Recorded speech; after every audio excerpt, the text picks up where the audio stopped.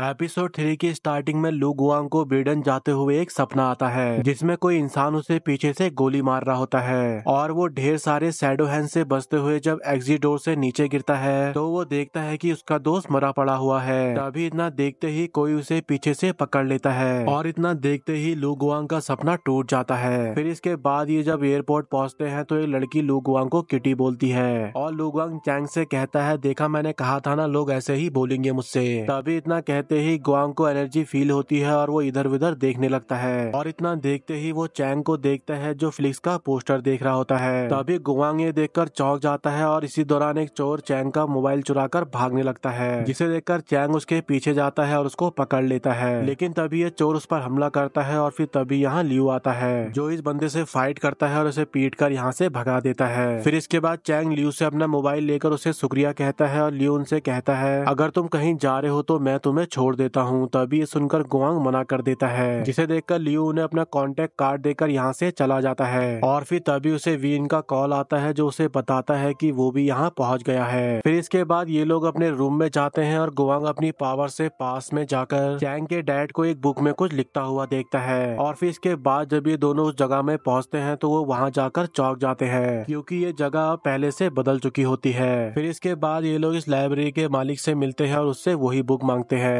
तभी ये देखकर यहाँ का ऑनर वो बुक निकालकर इनको बुक दे देता है और यहाँ से चला जाता है। और फिर इसके बाद चैंग इस बुक में एक पन्ना रखकर पेंसिल से स्केच करता है, जिससे इन दोनों को यहाँ पर पता चलता है कि उन्होंने कोई भाटी नाम से सुराग छोड़ा है। तभी ये देखकर यहाँ का मालिक फ्लिक्स को कॉल करता है और उसे बताता है कि दो लोग यहाँ आए हैं। तभी ये सुनकर फ्लिक्स कहता है, ठीक है मैं वहाँ आ रहा हूँ। फिर इसके बाद इनकी मुलाकात चैंग के डैड की बताई गई जगह पर होती है और ये दोनों पहले तो फ्लिक्स को कुछ नहीं बताते हैं, पर जब फ्लिक्स उन्हें बताता है कि वो पहले यहाँ काम करता था तभी ये सुनकर ये लोग उससे पूछते हैं क्या वो कोई भाटी करके कुछ जानता है। तभी ये सुनकर फ्लिक्स मना करता है और कहता है, तुम कल मॉर्निंग में आना, मैं तुम्हें यहाँ के ओनर से मिलवा दूंगा तो तुम उससे ही पूछ लेना। तभी ये सुनकर ये मान जाते हैं और फिर इसके बाद ये तीनों पीकर टुल्ली हो जाते हैं। और फिर तभी यहाँ पर फ्लिक्स अपने मॉडल बनने की स्टोरी बताता है और कहता है, मेरा एक रूममेट था जिसका ब्रेकअप हो गया था, उसी ने मुझे एक जॉब के बारे में बताया था और उसने मुझसे कहा था कि उस जॉब में हैंडसम और हॉटी बंदे चाहिए। मुझे लगा वो पहले मुझे कोई ठरकी काम करने को कह रहा था, लेकिन फिर उसने मुझे बाद में बताया कि वो मुझसे मॉडलिंग करने को कह रहा था और फिर पैसों की तंगी देखकर मैंने मॉडलिंग करना शुरू कर दिया। लेकिन एक दिन मेरे फोटो शूट के दौरान दो लड़के मुझे मारने की कोशिश कर रहे थे और फिर मेरे बॉस ने इन दोनों को पीट कर मुझे बचा लिया और तब से हम दोनों भाई जैसे हैं। और दोस्तों यहाँ पर फिलिक्स वीएन का नाम नहीं बताता है। तभी इसी दौरान गुआंग टीवी में चीता वर्सेस लियोन का मैच देखता है और टेबल पे टैप करके टाइम को जल्दी से आगे बढ़ाता है। फिर इसके बाद हम इन सभी को देखते हैं जो मैच देख रहे होते हैं वो लोग लियोन्स की हारने की वजह से दुखी हो जाते हैं। तभी हम फ्लिक्स को देखते हैं जो लियोन्स टीम को अंटे संटे बोलता है जो इनसे बर्दाश्त नहीं होता